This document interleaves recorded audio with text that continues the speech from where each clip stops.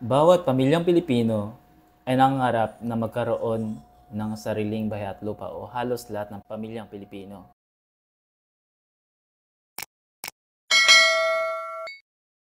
Welcome to your dream house.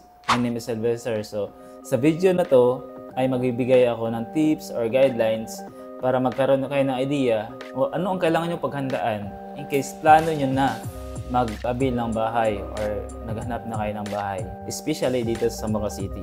So, first is ano ba ang gusto nyong bahay? So, one story ba, two story, or yung tinatawag na pre-selling pa, pre-selling project. Ibig sabihin yung pre-selling is usually lupa pa lang, i-construct pa lang yung bahay. So, may mga developer na ganon. Usually sa ngayon. So, kung gusto niyo rin ready for occupancy na, yun, depende din sa inyo, or yung mga second hand house lang, kung okay na din sa inyo, yun. So, kung ilang rooms ba ang gusto nyo, 2 bedrooms ba, 3 bedrooms, 4 bedrooms, 5 bedrooms. Tapos, kung gusto nyo ba sa loob ng subdivision, exclusive subdivision, or saan ba located, or saan ba locations ang gusto nyo. So, next, number 2, kung alam nyo na yung gusto nyong bahay, locations, ganun. So, proceed tayo sa number 2. So, budget. So, dito naman sa price. So, magkano ba yung estimated price na gusto nyong bahay?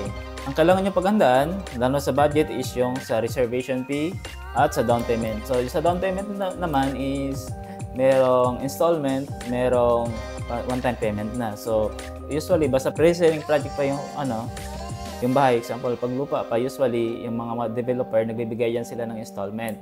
So, 6 months to 1 year or 2 years. So, dito sa amin, sa company namin sa JMD is nasa 6 months, meron ding 1 year to pay yung down payment. So, dito sa amin, ang reservation fee dito is nasa 150,000, tapos yung down payment is 500,000, pwede siya bayaran up to 6 months to 1 year. So, tapos, kung magkano ba yung comfortable na monthly amortization nyo, yun, importante yun. Kasi yun ang bayaran nyo sa bank or Pag-ibig. Kung ilang years, mga 5 years, 10 years, 15 years, 20 years, 30 years. Proceed tayo sa number 3. So, sa requirements. Ito yung usually sa requirements Pag-ibig or bank, halos same lang sila na requirements. Pero based dito sa project namin sa JND is kami ngayon, exclusive bank financing kami. Kasi halos Pag-ibig or bank, halos sa ngayon is halos same lang sila ng interest rate. Tapos yung ngayon, yung partner bank namin is nagbago sila ng system o may program sila na dati is nasa 15 years lang maximum. Local employee ngayon, pwede na 30 years. Like sa Pag-ibig, pwede din 30 years. So, yun. First is locally employed. So, sa locally employed, yung requirements is nandito na, ilagay ko lang dito. So, for locally employed, requirements is 2 valid government-issued ID. Example sa government ID, yung driver's license, yung TIN, yung SSS ID, yung voter's ID, yung PRC license, ayan.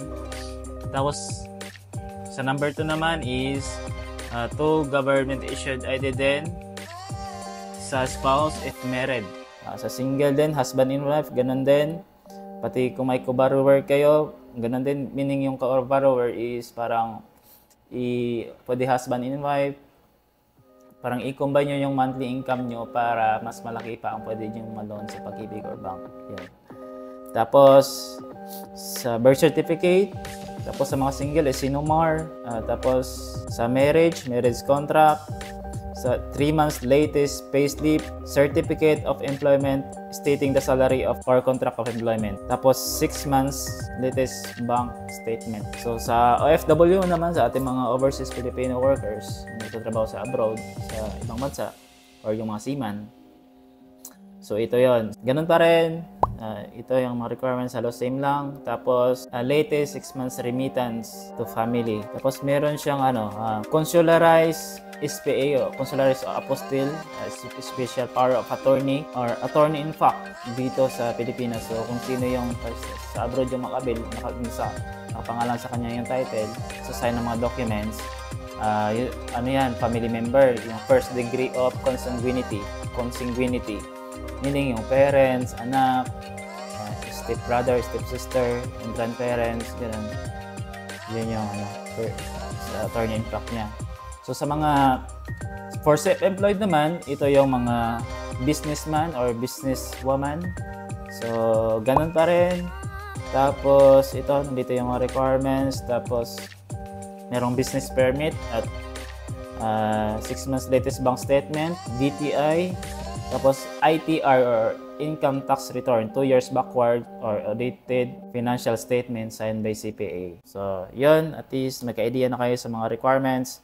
So, next na gagawin nyo pag okay na, ready na yung funds nyo, next nyo gagawin is maghanap na ng gusto nyong bahay or yung based din sa budget nyo. So, ang pinakamadali ngayon maghanap ng bahay is nasa marketplace o sa Facebook. So, makita niyo doon may pictures na doon, yung iba may video na, at least mag-idea na kayo bago nyo tingnan yung octal o mag-tripping kayo. So, maghanap lang kayo ng mga legitimate na real estate salesperson o real estate broker na mag-assist sa inyo o real estate practitioner. Na kasi importante 'yon para kasi sila kasi yung mag-assist sa inyo or mag-guide sa inyo from start to finish pag mag-avail kayo ng bahay. So, yan, hanap na kayo kung tingin niyo yung ano kayo, yung may tiwala kayo sa kanya. Kasi importante talaga 'yon. Yun lang ano. So, ang pinaka-importante talaga is yung funds, yung kailangan meron kayong i-ready na yung funds niyo or mayroon kayong savings pag mag-avail ng bahay. Example, kung ilo-loan nyo kasi meron yung cash out, yung tulad kanina, yung reservation fee at ng down payment, at yung ibang cash out naman is yung pag-transfer ng title. Ito na yung mga ano, yung siguro ito yung mga hidden charges, siguro yung iba hindi naka-explain ito.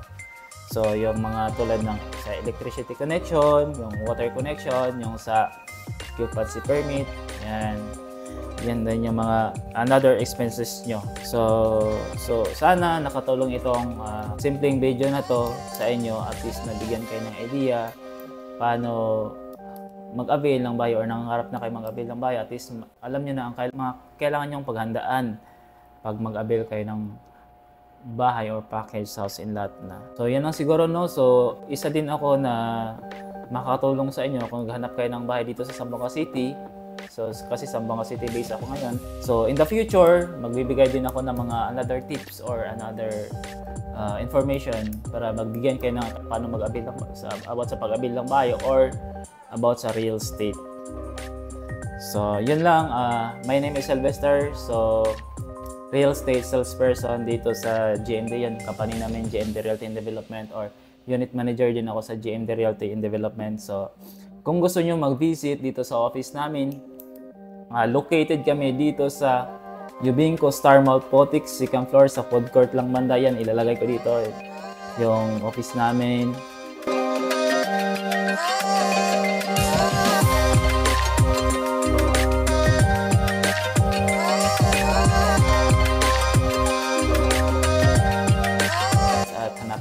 Ako, Sylvester Santos, or pwede nyo lang po ako i-message or i-contact po dito. Yun, para ma-assist ko po kayo in case pupunta kayo dito sa office. Yun lang. At kung may ibang mga may ibang concerns, may mga questions kayo, pwede nyo lang po ako i-message. At sasagutin ko po yan based sa knowledge ko. Yan. So, yun lang. Thank you for watching. My name is Sylvester from your dream house.